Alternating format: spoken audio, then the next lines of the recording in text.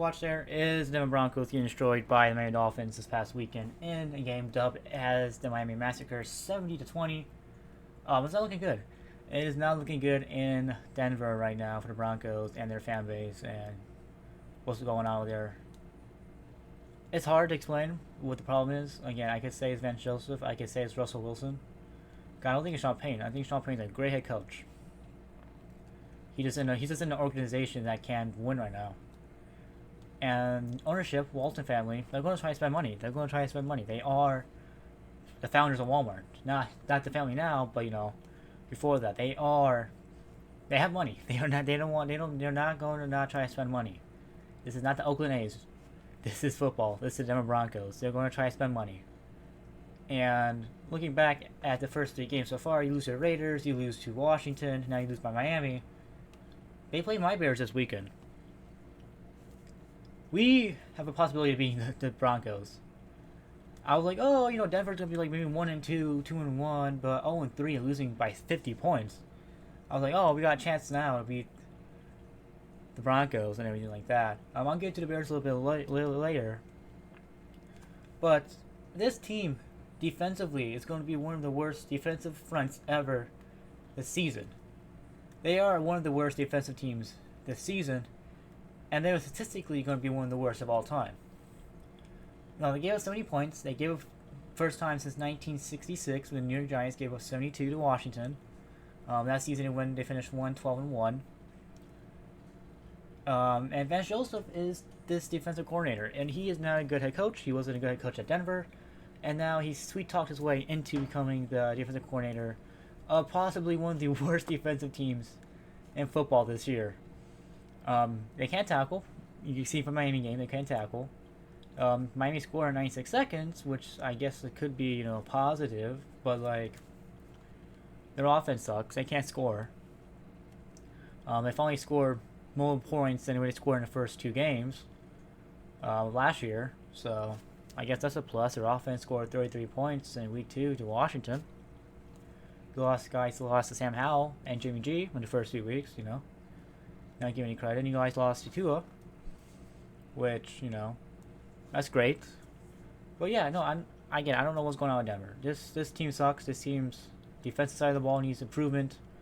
Like the Bears, which I'll talk about a little bit later in this video. But I think Nathaniel Hackett kind of caused this ripple effect in Denver. Last year, again, he was, if not the worst head coaching hire, I can say of all time. I'll say of all time, because Denver brought in Russell Wilson from Seattle. You get all these guys to sign with your team, and then you can't even get enough improvement on the field to actually make a playoff. They were picked, I think, to finish 2nd or 3rd in the West and make the playoffs. They were just that good, and then you realize, well, maybe not, and you lose week 1 to Seattle. Again, play calling was something that was brought up a lot last year. So Hackett's gone now. That's great. I feel much better for Denver Broncos fans, because I think Nathaniel Hackett caused a lot of heartaches and a lot of pain and suffering last year with his play calling. But again, you do have Sean Payton this year, first year head coach. He needs to implement a system more. Now, Sean Payton's a good head coach. Again, Bounty Gate, we don't talk about Bounty Gate, but he's a good head coach. He built New Orleans into a contender almost every year. And he won the Super Bowl with, Drew Brees in 2009, helped him improve as a quarterback, getting let go by San Diego and all that stuff. But was Denver right to trade Russell Wilson? Did Seattle know that Russell Wilson was going to digress, and then when Denver called and said, hey, we were interested in Russell Wilson, they said, okay, yeah, we'll trade him? Did Seattle knew that Russell Wilson was going to digress, or is this because of the head coaching he's getting over here in Denver? Because Carroll, he is one, if not the greatest modern day head coaches of college football. USC, all that stuff. Did he know? Did they know? Did the staff? Did the offensive coordinator? Did all these guys know that Russell Wilson was going to start digressing? That's why they traded him to Denver? Or did, again, is it this head coaching? Is the head coaching bad at Denver that Russell Wilson can't produce anything on the field? Maybe it's the weapons too. Again, he doesn't have a lot of weapons in Denver. And if you want to be a good, successful football team, you need weapons for the quarterback to throw to. Unless you can pound the ball every time, but that doesn't work half the time. You're not for San Francisco. You don't have McCaffrey. You don't have McCaffrey. You don't have a Debo. You're not like Cleveland as a Nick Chubb. You're not like Tennessee as Derrick Henry, which you can build an offense around those two guys. You at least need two guys to be stars of your team and to develop everybody else.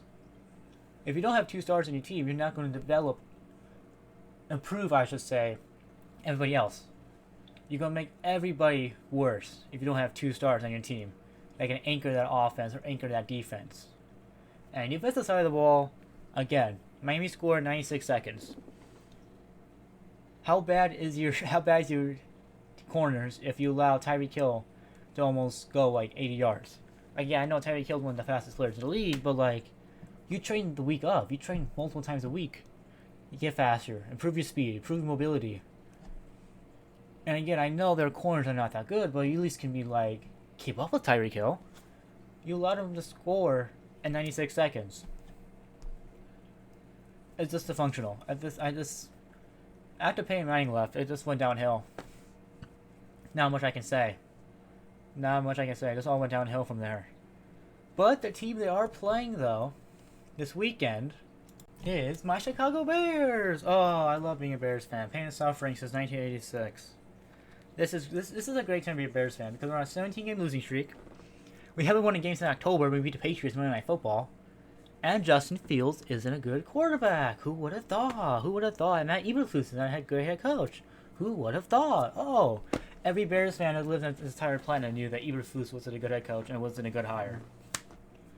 I haven't seen a team that went 12-4 in 2018 and 8-8 in 2019 and 2020 fall from grace like this far. Like, maybe it's the Cubs. Maybe the Cubs kind of started this trend.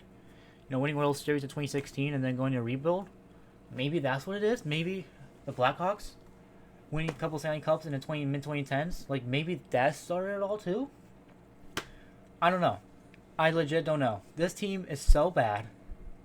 Offensively and defensively, just like the Broncos. Justin Fields came out and made some comments. He's like, oh, I'm getting too much, everybody's talking to me in my ear, in my helmet and everything. Don't talk to this man. This man just needs to throw the ball and run. This man hasn't even had 5 years in the league yet. Give Justin Fields time to develop on his own. Don't have everybody talk to him when he's in the play, when he's in the huddle. We'll be fine. I don't know. I don't know what to say. We have no rushing game. Khalil Herbert, yes, he's a good running back, but he has nowhere to run. Like, you see him against Kansas City. Our offensive line sucks like the last couple years. We haven't had a decent quarterback since Jay Cutler? I don't want to say that name, but Rex Grossman, he led to the Super Bowl. It's just frustrating when if your franchise lost to the Eagles in the wildcard round on a double doink, and then started to regress slowly but surely into this. We're on a 17-game losing streak, as I said. We have one of the longest losing streaks in the league right now. The Broncos won a game like week 18. We lost after winning against the Patriots. We lost the rest of the games. It's just frustrating. Again, it's just frustrating when your team again looks to be good and then starts to regress. It's like the Jaguars, I know Jaguars were good last year, they're okay this year. But, after 2017, the Jaguars in the playoffs, they started regressing too. Maybe we do like the Saints thing. Maybe we draft Caleb Williams number 1. Hey, we take Marvin Harrison Jr. Probably gonna do nothing with him or Caleb Williams. Probably gonna waste their careers. We're like the Browns, I would say now. We're just here to waste careers of players. Like, we're the new factory of sadness, like as Urinating Tree like to say. But again, could this be probably one of the worst games this year? It can be. Can Justin Fields make this game one of the most worst games this year? He can. Can Russell Wilson make it one of the worst games this year? He can. Again, I don't know who's going to win this game. It could go either way. We could tie, for all I know. I think Tom Perna would like that. Just Good Sports. Um, this is this. This is sad to see two franchises that have good, rich history end up where they're at now. And I don't know. Could the Bears be bad next year? Could the Broncos be bad next year? It's just, I don't know. Again, we can't look in the future that far and know what happens. Maybe the Bears make the playoffs. Maybe we fire Eberflus this year and make the playoffs. I'm all down for firing Eberflus. He has done nothing that excites me. He has done nothing to his franchise. He has really brought this franchise down to the Cleveland Browns level. Yes, I'll go that far. He just can't coach. Again, under different, again, going again over the systems. When you go from one system to another, it's hard to adjust. Unless you've been there with the offensive coordinator, defensive coordinator, or the head coach. But you just can't go from system to system and expect the players to perform well first year. By some miracle maybe. But no, that doesn't happen all the time. And you can't expect Justin Fields, again, maybe because it's the second year of Eberflus, but you can't expect Justin Fields to do all this stuff. His one good thing about him is he can run.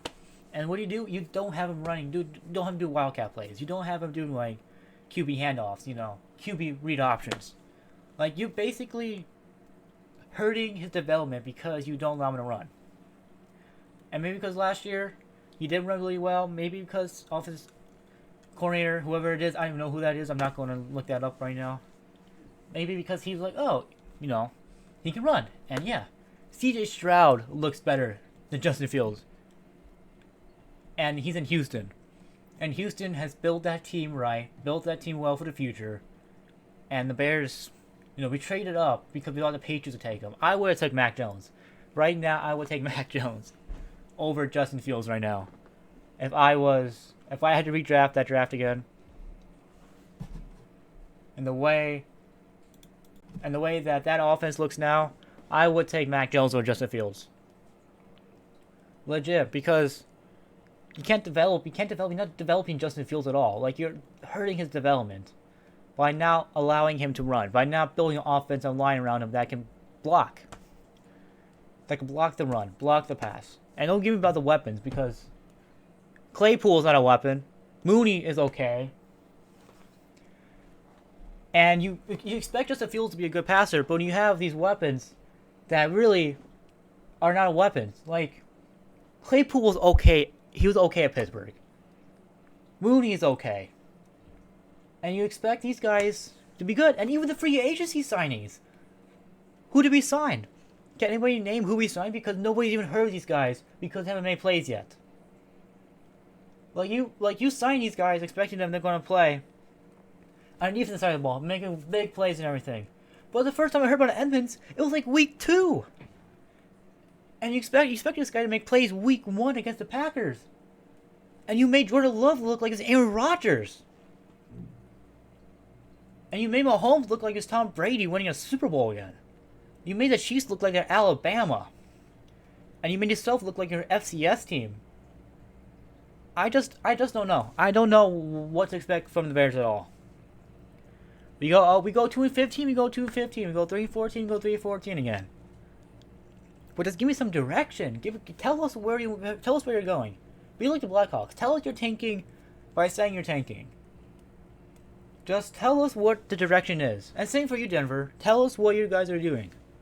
Are you guys tanking? Are you guys not tanking? Are you guys tanking right now? But maybe by week 16, week 17, you're 6-10, 7-10. I don't know. At this point, these teams, both organizations suck.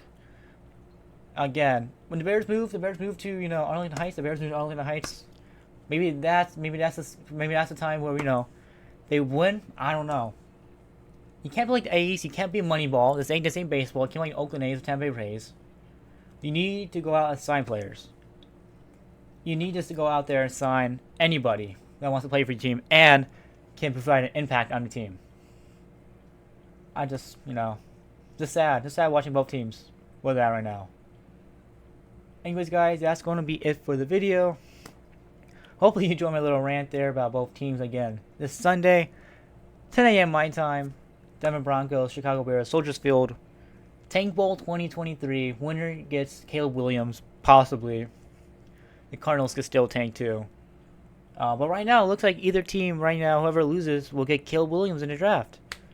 So yeah, that'd be fun. Anyways, guys, don't forget to hit the like and subscribe button. Share this with people that are Broncos fans, Bears fans, or anybody really to talk about football. As I do talk about sports on this channel, baseball, MLB, NFL, college football, NHL, all that stuff. But again, guys, I will see you guys later. Peace.